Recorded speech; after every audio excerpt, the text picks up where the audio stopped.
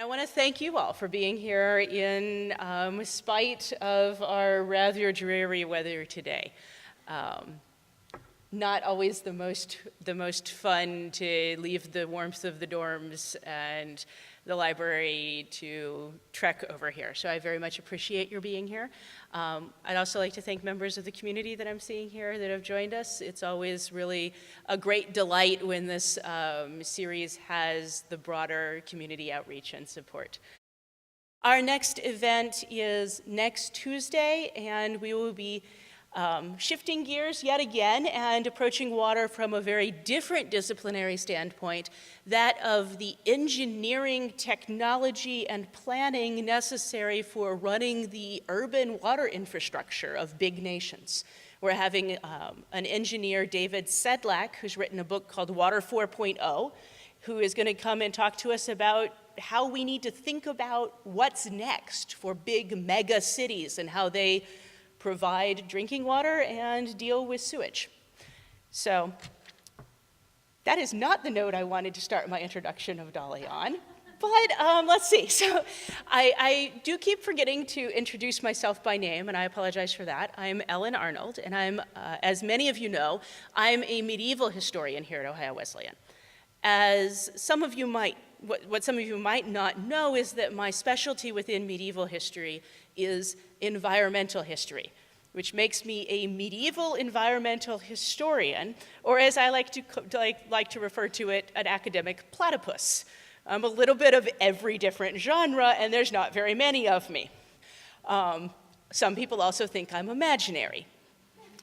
But I have proof that I am not the only one of me, because our speaker today, Dolly Jørgensen, who comes to us today via Chicago, but ultimately from Umeå, Sweden, just a little bit south of the Arctic Circle, is also a medieval environmental historian. She was, however, first trained as a civil engineer, worked for a number of years within the engineering aspects of the oil industry, and then after that went back and got a second degree, a master's degree and a PhD in medieval history. And her medieval historical research was on, interestingly enough, given the topic of David's talk next week, on medieval urban sanitation and the engineering strategies used by cities in the Middle Ages to deliver fresh water and get rid of sewage. So perhaps that was a good way to start. After working as a medieval environmental historian on not only sewage, but other aspects of urban environmental history, including pigs and resource supply chains and medieval recycling, she became a researcher at the University of Umeå in Sweden and started a new project based on her past work with oil engineering, and started working on a project that she'll be sharing with us today on rigs to reefs, the intersections of the conservation movement and the oil industry, something we don't often think of as working in collaboration. After that, she began a new project focusing on animal reintroduction issues and Arctic environmentalism. And that's one of the projects that she's currently working on up in Sweden. In addition to this, she's edited several book collections on Arctic environmental history, on the ways that history of science and environmental history intersect each other and can be useful to one another, and has also written on as wide a set of topics as the history of musk ox in Scandinavia, as I said, medieval pigs, restoration ecology, Doctor Who, beaver reintroductions, and of course the history of this Rigs to Reefs program. So I'm delighted to have her on campus and want to hand this over to her now.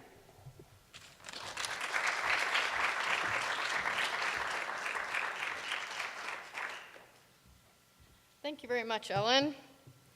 Yes, always interesting to hear people introduce me because it's such a wide-ranging background. And the project and the topic we'll be talking about today, as Ellen mentioned, comes from a postdoc project that I actually did in Norway, so I'll give them some credit, at the Norwegian University of Science and Technology, about this concept of using old offshore installations as artificial reefs. So today I'm going to talk to you about how offshore oil platforms in the Gulf of Mexico became acquainted with reefs full of fish during the 1980s. So I want to start here, the Gulf of Mexico exhibit at the Aquarium of the Americas in New Orleans. Visitors stand in awe at the 500,000-gallon tank as sharks, stingrays, and schools of fish swim by. The recreated habitat mimics the seafloor of the Gulf of Mexico with its flat, empty bottom and its sparsely placed rocks. But rising from the floor of the tank are the crisscross steel legs of an oil platform jacket.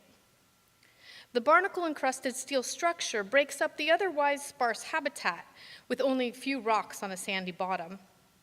It appears in the tank as a natural part of the ecosystem, as natural as the shark swimming by and the fish darting around the tank. Turning to our left, we are told in words how to interpret what we're seeing. You're looking at a scaled-down model of an offshore production platform, it says. Structures like this support marine ecosystems in the Gulf of Mexico and enhance populations of fish, shrimp, birds, and other wildlife that feed on aquatic life. So the message to the visitor is that the structure not only serves as marine habitat, but that it actually enhances the Gulf waters. The giant steel structures provide the kind of habitat that the barren, mud-sand bottom of much of the Gulf of Mexico cannot. The exhibit, which is in fact now sponsored by oil and gas companies, reflects the integration of the petroleum industry into the ecosystem of the Gulf. The Tenneco Oil Exploration and Production Vice President, at the announcement of the exhibit in 1988, said, "The petroleum wing of this facility will help demonstrate the positive impact of oil and gas platforms on marine life, thus providing further opportunity to explain the relationship between the petroleum industry and the abundant aquatic life of the Gulf of Mexico." Now, what I want to say here today is that such a statement was not simply an oil man's wishful thinking, nor was it simply greenwashing on part of the oil industry. And to see why the Aquarium of the Americas Gulf of Mexico exhibit shows the ecosystem the way it does, we have to go back in history to see how offshore structures modified the ocean. And I'll argue that much of the public presentation of the Gulf ecosystem in these aquaria is tied up to rigs to reefs programs, which allow the conversion of offshore oil structures into artificial reefs after they're decommissioned from active use. This program, known as Rigs to Reefs, was envisioned as an oasis in a watery desert. So when offshore oil producers initially installed their platforms in the Gulf of Mexico, they had no inkling whatsoever that they would be creating ecosystems. But nature had other ideas. The Gulf of Mexico has a natural muddy sand bottom with very little hard substrate out to a depth of 1,500 feet. Now, barnacles, spiny oysters, and other similar colonizers need some kind of hard material to attach themselves to. So when something becomes available, when it's placed into the water, they quickly inhabit it. Platform jackets, which extend vertically hundreds of feet through the water, provide exactly the kind of hard surface these colonizers need. Soon, fish follow, attracted by food sources and hiding places, and larger fish are not far behind, leading to viable recreational fishing catches within 6 months of facility installation. So one 1984 study estimated that 28% of all the hard bottom habitat of the Gulf was provided by oil and gas structures. Clearly, the sea life has found offshore platforms suitable habitat, places to find things to eat, places to find shelter, places to reproduce. And this has nothing to do with the intents of those who installed the technology.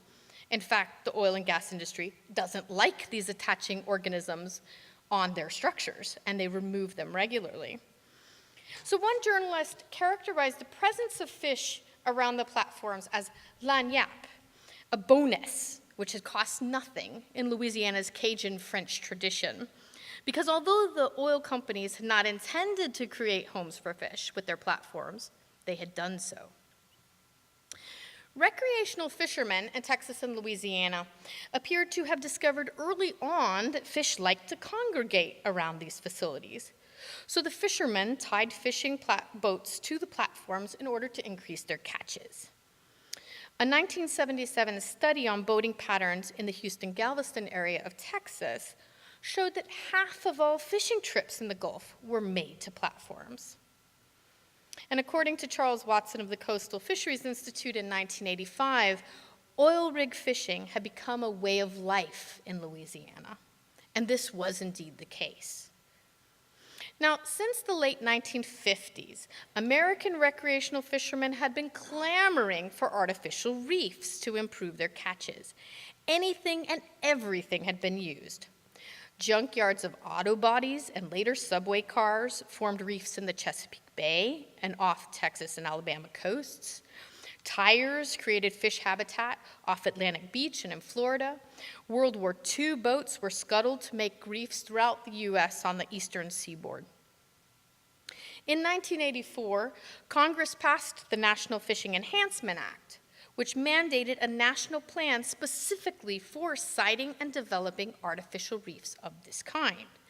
So it was in the context of recreational fishing that the Rigs to Reefs program, which would convert oil production structures into artificial reefs, came into being.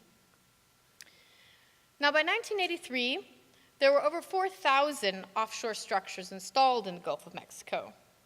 Now, you can compare that. There were 24 structures in California and 14 in Alaska. So this is where oil was offshore in the U.S. Yet, these waters would not always have production platforms, or at least that's what people thought, not as the platforms began reaching the end of their lifespans in the 1980s. So press reports in the 1980s were saying that there were oil company plans which called for the removal of 2/3 of Louisiana's 3,600 platforms by the year 2000. Now, you might think that removal of industrial artifacts from the sea would be seen as a positive, a restoration of nature. But the language used in the Louisiana press indicates that many people thought of it as a catastrophe. When an abandoned rig is removed, that fishing area is destroyed, one of them said.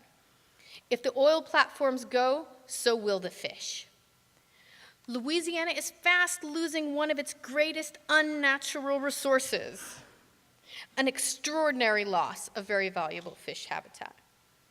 It's in these comments from newspaper articles that we see the construction of an idea that not only did fish congregate around the platforms, but the platforms themselves were irreplaceable fish habitat. Now, the timing of this discourse is significant because it came at a point in the mid-1980s when the oil industry was facing some of its deepest economic woes. And many of you are too young to remember that. But oil prices began declining in the mid-1981 and finally reached rock bottom in 1986, falling over 50% worldwide. Louisiana and Texas, whose state economies depended heavily on oil production and processing, were heavily affected by the downward spiraling prices, leading to decreased offshore exploration activity and job loss.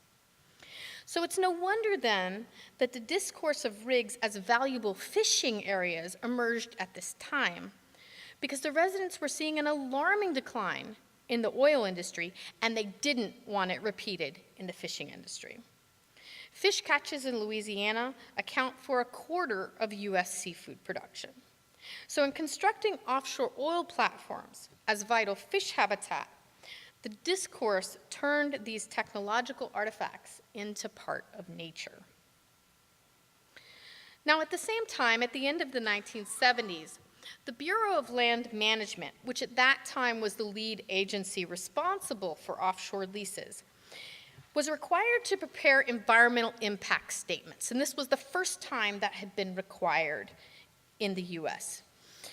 And that led them to need to have a greater idea of what the effect of the oil and gas operations were on the ecosystem. So they contracted a research institute to prepare a large study of the offshore ecology, because really at that time people had very little idea of what was even out there.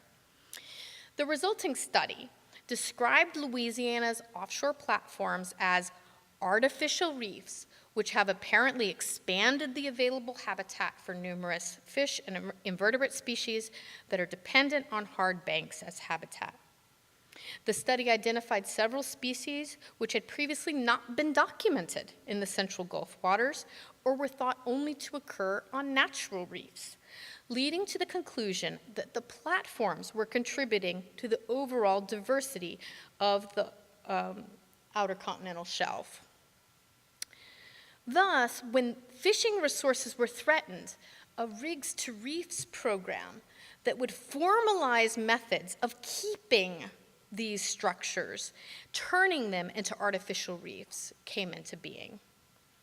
Louisiana was the first state to develop such a program through their Fishing Enhancement Act of 1986.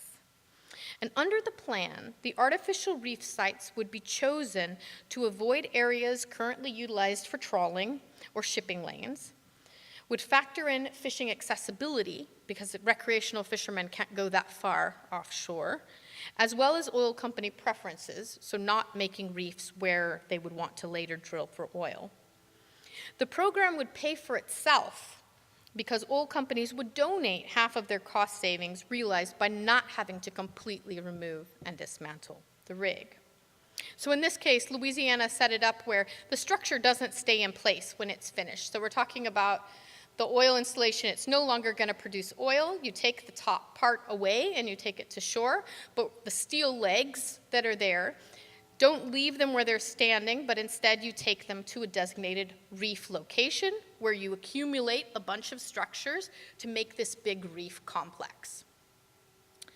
And in the artificial reef plan for Louisiana, reefs are talked about as a vital fish habitat. It lays the foundation for the entire program's development. So here's what it says: that the development of the oil and gas industry in the Gulf of Mexico resulted in the creation of this country's most extensive artificial reef system. And here they're talking about the standing platforms being artificial reefs. So for over 40 years, Louisiana's fishermen have benefited from the increased biological activity associated with this unintentional artificial reef habitat. Since these platforms are so commonplace off the Louisiana coast, many fishermen, citizens and management groups believe they'll be permanent and will always be available for fishing. This, however, is not the case. It was therefore imperative that Louisiana recognize this potential loss of habitat and plan to offset it by either creating new artificial reefs or preserving existing structures. Now, as I read this passage, what I see is that the scientists involved, and this was written by ecologists and biologists, they constructed a clear vision of an offshore technological artifact as an integral part of the biology of the Gulf and highly valuable to fishermen. So, let's return to our aquarium.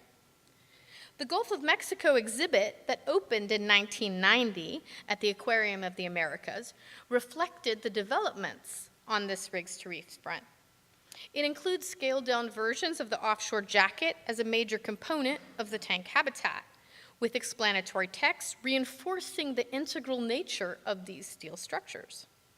The display contrasts the natural mud bottom of the Gulf with the colorful and vibrant life on and around the structures.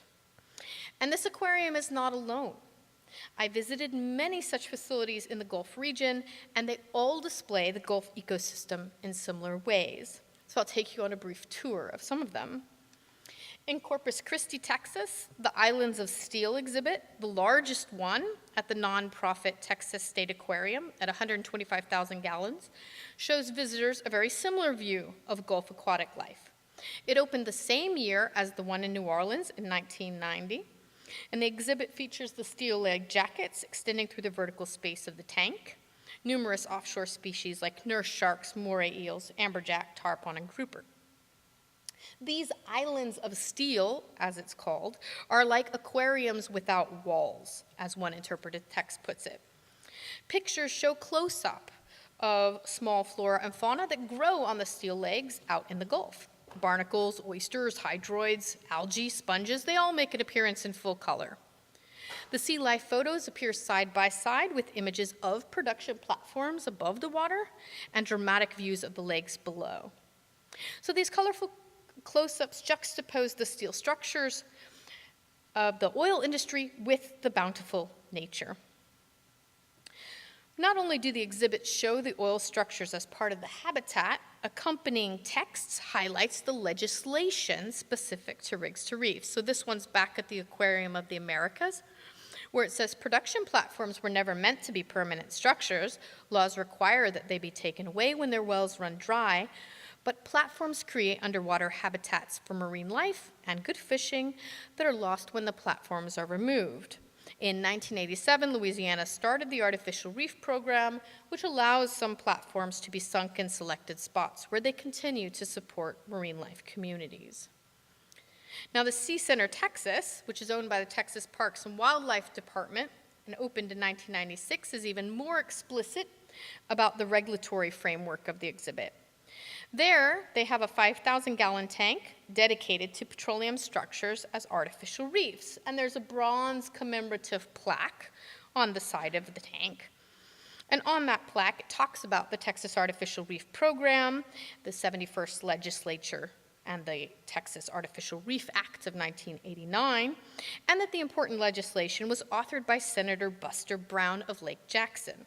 Now, that plaque has a particular context. The facility is run by the Texas Parks and Wildlife. That's who's responsible for the Artificial Reef Program.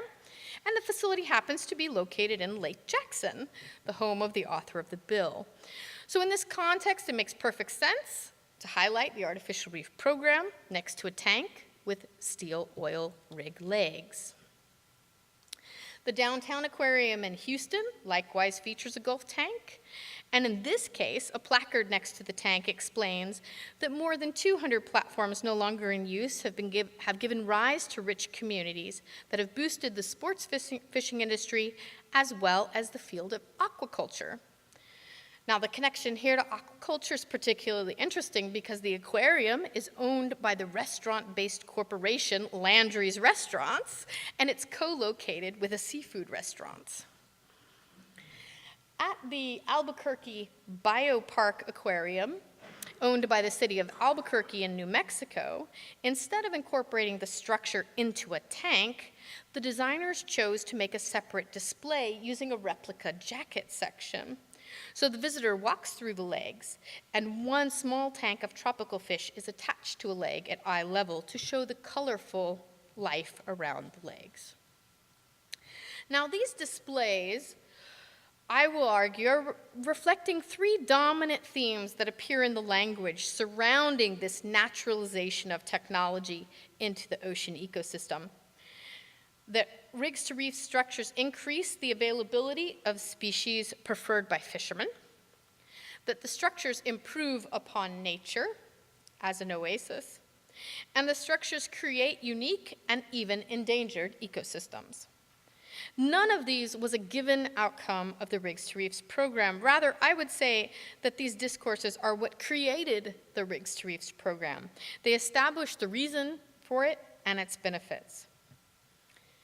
Now, these three themes are the discourse people used when talking about oil platforms and artificial reefs. And what do I mean by discourse? I've used it several times in this talk.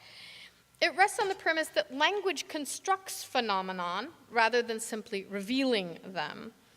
A discourse is an interrelated set of texts, as well as the practices of their production, dissemination, and reception, which creates culturally and historically situated concepts. So instead of assuming that a social world exists out here and looking for how people ascribe meaning to it, discourse analysis tries to explore how ideas and objects that populate the world were created in the first place, and how they're maintained and exist over time.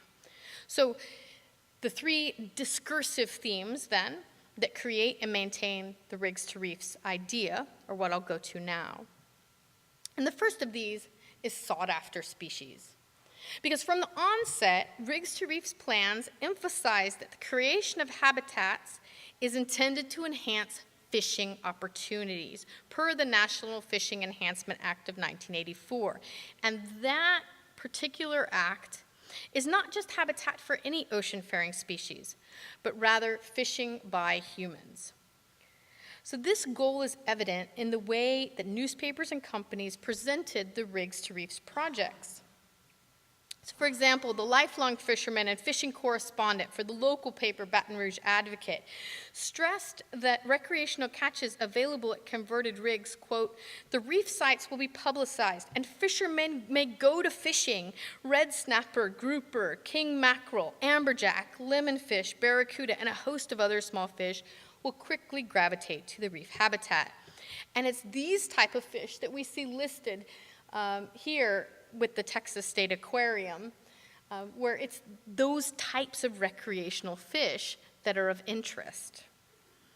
So oil companies tapped into this language in their advertising, strengthening the discourse of rigs to reefs as the provider of these sought-after species. So Phillips Petroleum, now ConocoPhillips, ran two such ads in 1984. The first of these features the Catch of the Day Cafe Blackboard listing, which lists popular Gulf fish, including red snapper. Using the catch line, "Every day people seem to be writing about the work we've done in the Gulf of Mexico." So Phillips has no qualms in claiming responsibility for the fish listed on the board. The text beneath it explains that an artificial reef created by a submerged Phillips Petroleum production platform has created a fisherman's paradise, where red snapper, amberjack, silver sea trout, and grouper are just a few of the hundreds of delectable species swimming far beneath the surface. The species listed are all top Gulf catches for human consumption, particularly by recreational fishermen. And the linkage between the submerged offshore rig and the provision of edible fish is stressed in the use of words like delectable and tasteful. The second ad shows a fishing boat out at sea with the question, "If fishermen come for the fish, what do the fish come for?" Directly below the picture. The species list here includes red snapper, amberjack, mahi-mahi, and grouper, a list which again highlights the main commercial and edible large fish species of the Gulf. Here, Phillips claims that participation in the Rigs to Reefs is part of an ongoing plan at Phillips to not just take from the earth, but give back as well, and doing good things for the environment can only help all of us.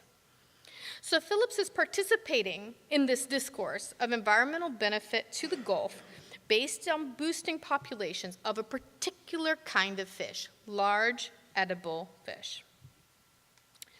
The second theme is enhancing nature. Because in this theme, we see that oil equipment, technology, is linked to creating a better ecosystem than what Mother Nature had given to the Gulf states. Man-made technological equipment in the ocean could change this flat, muddy Gulf into a paradise for fish. So one such statement, which came from a businessman who founded a company called Rigs to Reefs Co., noted prior to installation of the platforms, these newest species had no suitable habitat in which to expand their range. So it was the technology that provided the habitat, which did not naturally occur in the region. As the Texas Artificial Reef Plan stated boldly, artificial reefs represent a tool by which man can elicit changes in the ecosystem to achieve benefits. So the emphasis on the natural ecosystem as unfit led to the development of a metaphor stressing the life-giving qualities of reefed offshore platforms. So a Wall Street Journal article from 1988 noted, "Trouble is, what's flat and empty doesn't sustain much marine life.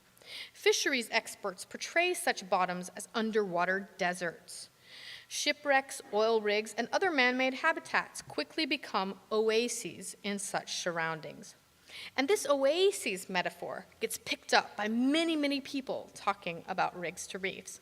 So here's one from 1993. The dropping of these rigs in the middle of this vast expanse of mud bottom is like putting an oasis in the desert, really. All the species can survive here. They just need hard structures to sustain themselves. So in this metaphor, we see the recognition that the Gulf's ecosystem would not naturally support the desired fish life, but the belief was that with the help of technology, the ecosystem could be changed. And finally, the third theme that emerges in the discourse, endangered ecosystems. In 2003, this really enters into the discursive discussion of rigs to reefs, when a scientist named Paul Samarco, working on offshore oil platforms, saw that there was coral growth, including hard corals, which normally only grew in one small reef in Texas waters. So Samarco concluded that before the platforms, coral had precious few sites to settle on. So he says, I think it's important to point out at a time when coral reefs all over the world are in serious decline. So he even suggested that removing platforms which were home to corals, and these corals being protected by federal laws, would be illegal. So he saw them as that integral to the coral habitat. So when he published his scientific findings in 2004, he and his team concluded that oil and gas platforms in the Gulf of Mexico that possess coral populations clearly appear to have a positive environmental value. The corals themselves have an intrinsic value, suggesting that the extent of coral colonization should be considered prior to decommissioning.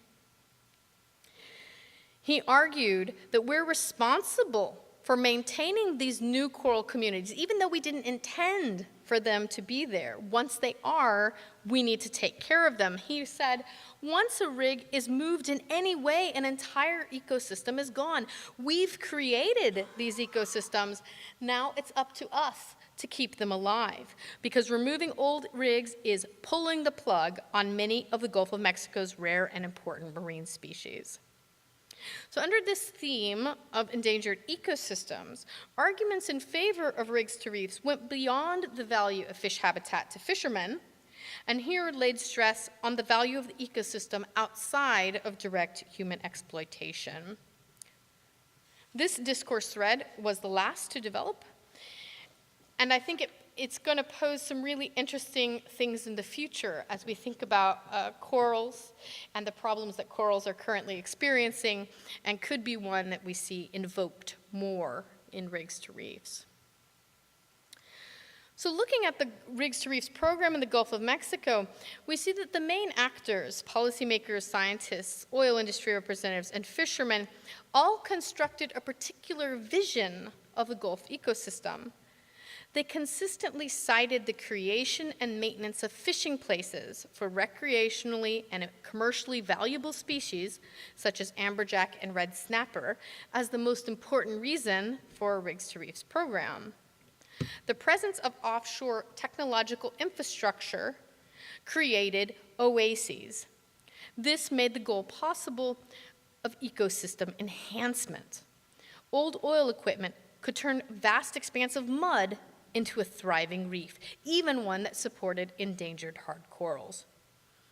According to this discourse, then, the function of the equipment as habitat made it worth conserving, and thus the Rigs to Reefs programs in Louisiana and Texas continue to flourish. So should the Aquarium of the Americas and the other facilities in the Gulf region be criticized for their Gulf of Mexico tanks with their blatant inclusion of technological artifacts as part of the Gulf habitat? Or does the exhibit's design, in fact, reflect a new nature? The visitors to these aquariums are confronted with a hybrid space, one that displays man's built environment and technological artifacts alongside of and integrated with nature. The Gulf of Mexico is a vast ecosystem much of it open water, rather than dominated by such structures. Yet these aquariums have chosen to focus on this particular hybrid part of the ecosystem. The offshore oil platforms in the Gulf of Mexico have indeed created ecosystems. And although some might criticize them as unnatural, perhaps Mother Nature herself would disagree. After all, oilmen have not forced the fish to live around the platforms. The barnacles, sea cucumbers, and fish decided on their own that this was viable habitat. The habitat wasn't there prior to the insertion of technology, but does that really make it unnatural?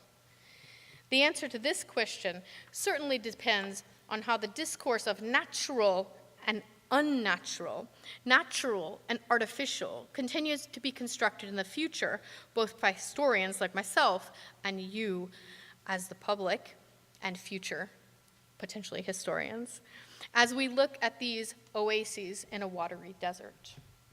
Thank you.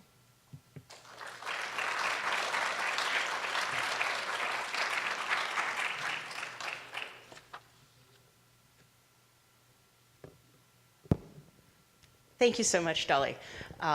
We will now open the floor to questions.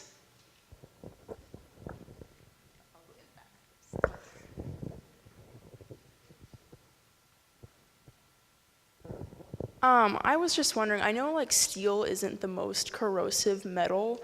Is there like any concern with like in the far future, like with oceans acidifying, that these rigs would like corrode a bit and maybe affect the wildlife at all? Yeah, so the steel structures that we're talking about do have a specific lifespan that the material will be there. The idea with an artificial reef made out of any kind of metal structure, which is what they're often made with, there are some plastic ones as well, is that it's okay if it slowly disintegrates because the hard corals will wrap around it and be a structure even if the metal part dissolves and goes away. The current estimates for most of these is about 300 years that they'll be there. So an important thing to keep in mind, and of course in a talk like this I don't have time to go into all the background, but is that making artificial reefs out of this kind of structure raw, you know, like you take fresh steel that you just made and you make it on land and you put it in the water, is regularly done too. So this program is just about reusing structures that are already made and existing and sitting in the ocean. But it's about 300 years. They really deliberately put in plastic artificial reefs? Yeah, so there are some that are made out of plastic, and there's some, you know, like structures that you make a complex structure. It's actually quite common to use cement too, so alternate rock. I mean, you can use rock itself, right? You can use cement. In fact, if you really desire to be buried at sea, there's a company that will take your cremated ashes and put you into a reef structure.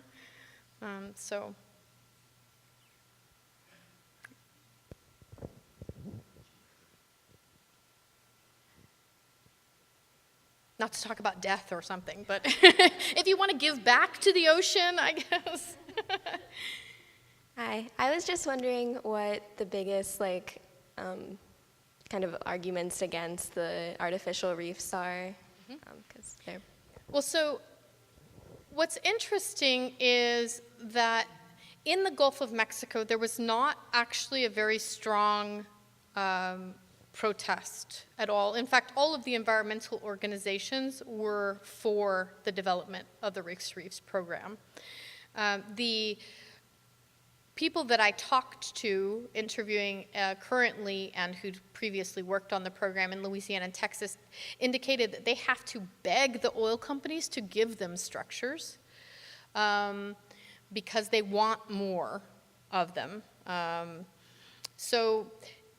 That's what's interesting, is that there's very little objection. In fact, the biggest objection has come recently in Louisiana by trawlers who see these structures as hindrances, and when they haven't been placed into the designated reef areas, there were some structures that were given permits to be placed elsewhere, that they saw that as a hindrance to their job, because they can't trawl, obviously, where a structure is. In other places in the world, however, that's different. So in the California waters, there was a very strong protest to establishing a rigs to reefs program. And primarily the arguments were that it might contaminate the ocean with various chemicals, which is not really very sound, other than that the steel will degrade, okay, in 300 years. Because the part that has oil is actually removed, so the legs don't have oil on them. But they also objected just to the fact that it's unnatural, it's technology, and in their mind, it's waste then. So it's waste material that is left. And that's really the biggest one that comes up with the Californian and the North Sea, because North Sea also had big protests. Primarily, it was a waste issue.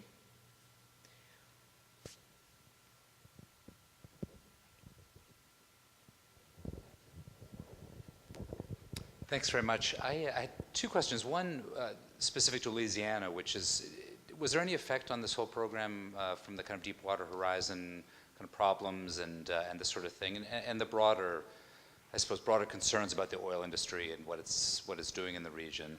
And I guess the second question was, and you touched on this a little bit in your last answer, I'm interested in, is the story you tell here about Louisiana, is this in terms of how this program developed and the discourse that grows up around it, is that the same in other parts of the world or in other parts of this country, or do rigs to reefs develop differently historically in different places or for different reasons? Well, to the first question, the Deepwater Horizon incident, I understand that there was a slowdown in approving permits for conversion, but there was basically a slowdown of everything immediately following it because of some federal investigations and trying to figure out where there's safety concerns and what the contamination was from the oil spill itself. I don't think it's having lasting impacts on the program per se. The programs are run so that the oil companies decide to donate a structure. That's how it's set up. So the oil company says, okay, we have a structure, you can have it, we actually pay you to take it, half of what they would save if they didn't have to dispose of it on land. And so that keeps the program running. And I haven't heard, it's not like the programs are shutting down. So they're kind of self-sufficient running programs. And those are primarily, in both states, they're run for Parks and Wildlife Department is who runs them, because obviously they're intended as recreational fishing. So that's what I know about it. I haven't seen the real numbers now. As far as developing differently in different places, yes, it does. The debate in California started in the late 1990s that it was proposed as a legislation to allow this because, like all good things in the U.S., things are run on a state-by-state level. So there's a federal law that says that you need to have a state-level artificial reef plan, but it doesn't say what that plan needs to contain, what kinds of artificial reefs it can conclude. In Texas and Louisiana, the choice was made to focus on rigs to reefs as the primary thing those artificial reef plans would do. In other states, there's different things because Virginia has an artificial reef plan and Florida has an artificial reef plan. Okay. In California, in the late 1990s, it was proposed that artificial reefs could be made out of these disused oil and gas structures. It was very controversial. It actually passed through the legislature, but was then vetoed at the time by the governor, who was up for re-election, thinking that it would hurt his environmental backing in the election. if he signed it, so he vetoed the legislation. It was interesting because it was actually a Democrat who'd proposed the legislation, and she was doing it for environmental reasons. So it was a very controversial thing. It came up again 10 years later and was actually passed, and Governor Schwarzenegger, it was his last, like one of his last 2 bills to sign in office. So it's actually allowed, but no one's done it yet. So it's highly controversial. And in the North Sea, it's not permitted per se, in that no country's done it. There was a lot of discussion about doing it in the mid-1980s based on the experience in the Gulf of Mexico, but there was a very specific incident that happened, which we'd have to talk about another time, called the Brent Spar, which some of the older people may remember, which was about offshore disposal of a facility. It was not to make it an artificial reef. It was to actually dump a facility into the deep ocean, into a trench, but that got tied to artificial reefs because there was a proposal to make one at the same time. So it became too controversial, so nobody's done it. Louisiana and Texas. Texas does their artificial reef plan 4 years later, but yeah, they're the leaders. Mm-hmm.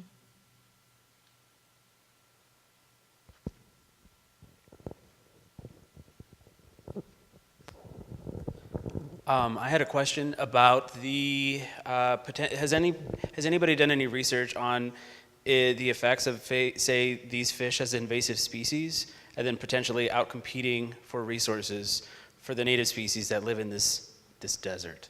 Yes, actually, there's been some recent publications, and really in the last 5-6 years, that have started to look at the structures, not so much once you make it a reef, but just the standing structures, because they're actually, yeah, they've been there longer, right, than the artificial reefs. But the standing structures as ways that species or diseases might hop from one place to another in the Gulf. So there's been concern about that things that they thought were only in the real Caribbean reefs now show up in Louisiana. And so, yeah, this is probably the mechanism by which those are moving. So there is some new scientific work along those lines. Now, what a lot of people on the other side will argue is, well, the Gulf of Mexico, particularly at the mouth of the Mississippi, is a complete dead zone. We've killed it all, so we should be thankful if anything lives. So at least this is living. And we should, be excited that there's some kind of habitat that we're providing. So kind of it's an offset mentality, if you will, often with them, that, well, we're killing stuff, but here is a place, an oasis where some things can live. But obviously there are concerns about that. That's actually really nicely tied into those of you who were here for Sharon Day's talk about the problems of the large-scale downstream pollution of the Mississippi, as that this is the Gulf that it all empties into dead. And so there's some real power in that rhetoric.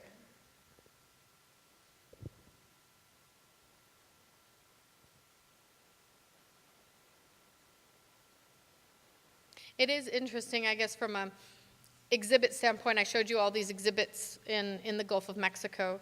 There is one aquarium in California, which is tied to the University of California at Santa Barbara, where a number of researchers have been working on the fish populations around these rigs, standing rigs.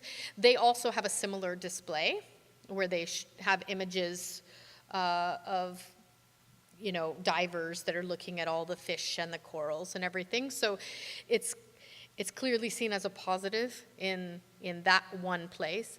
But other than that, in other aquaria in the country, you don't have these structures as far as I know, as far as I've been able to find. When a new aquarium, the Mississippi River is its name, Mississippi River Aquarium, something like that, opened. It was opening its big new Gulf of Mexico tank immediately after the Deepwater Horizon blowout. It was supposed to open a couple weeks after that. So they actually opened, new exhibit. You have all these fancy parties and ribbon parties and everything. They opened the new exhibit with an empty tank and with little oil stickers, like at the top, little oil droplets, to make a statement about Deepwater Horizon. But it's a flat bottom tank. So it represents the rest of the Gulf and not the structures. So if anybody knows of any from somewhere that you've seen with structures, you can tell me offline. But as far as I know, it's only those in the Gulf region that show the Gulf this way. So since you mentioned that exhibit, and I was going to try to get you to talk about it if you hadn't brought it up, you mentioned at the very start of your talk that that this could be interpreted as just greenwashing. Mm-hmm. But if we don't think of it as just greenwashing, but we do kind of think about the fact that the oil companies are able to, in a sense, justify and offset some of their larger deleterious effects through this kind of campaign. Where's the cost benefit there? Yeah, well, what's interesting about the program, when I first started looking at it, I assumed it was an oil industry program, that it was all instigated by the oil industry. But what was really fascinating for me as I did my research, and I went into the archives and I did interviews and I looked through correspondence, I realized that it had not come from the oil industry. It had come from the recreational fishermen, and I didn't talk about them much, but in Texas, the recreational divers. They were the people who wanted this. And they had to work really hard to convince the oil companies in the first place to be willing to do it. Because the oil companies were more interested in liability. This was a financial decision on their part. They didn't want to have liability to have to clean up something if something went wrong. So the people in recreational fishing and diving worked very hard to set up the state-level legislation so that the oil companies are indemnified of the structure. Not actually for the oil in the ground, in the hole. Okay, that stays with the oil company. But they're donating the big steel, legs. That if later it turns out, oh my gosh, we really did something wrong, we need to clean it up, the states are responsible for that. The oil company is absolved of that because they didn't do this. And so when I talked to them, they really said, the state level people said, we really have to beg these people to give it to us because they don't gain much by it. So from a financial standpoint, they don't gain. Now, from a goodwill standpoint, they do, because it's goodwill to donate the structures, because the people who work for them are the same people who go out and fish the reefs, right? So there's that part of it. And so, yes, they're certainly willing to put their name onto this tank, absolutely. And they are oil companies and a couple chemical companies, and maybe one other that is sponsors currently of the tank. It changes, right? You can change out the name, put somebody else. So certainly the oil companies are perfectly willing to put their name onto the tank because it shows their values.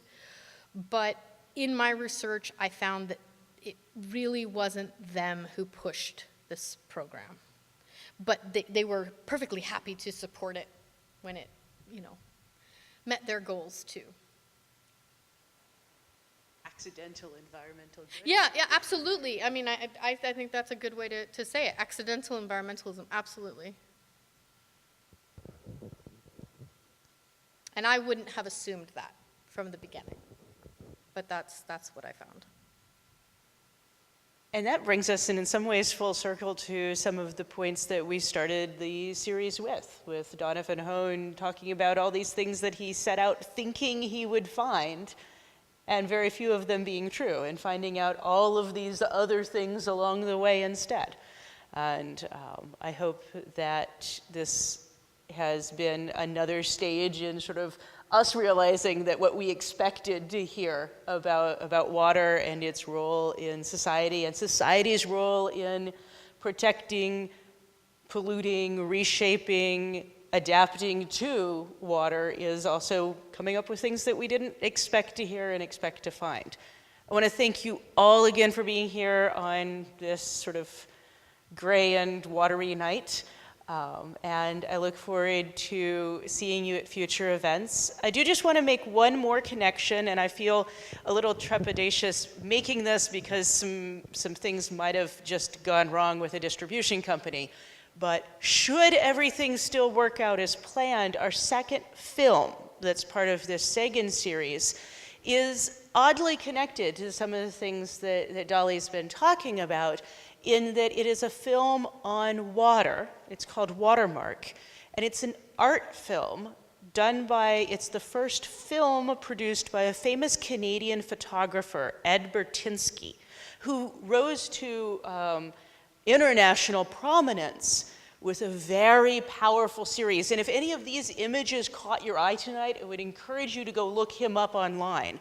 A very powerful series of photos called The End of Oil, looking at what happens to oil infrastructure when the oil runs out. And it's a very powerful and striking photographic series, and it's in some ways a kind of a counterpoint. Most of his images are the desert, not the oasis. But the same question of what do you do with the infrastructure of modernity when it's not needed anymore? So I look forward to seeing you in future weeks and want to ask you to thank Dolly again.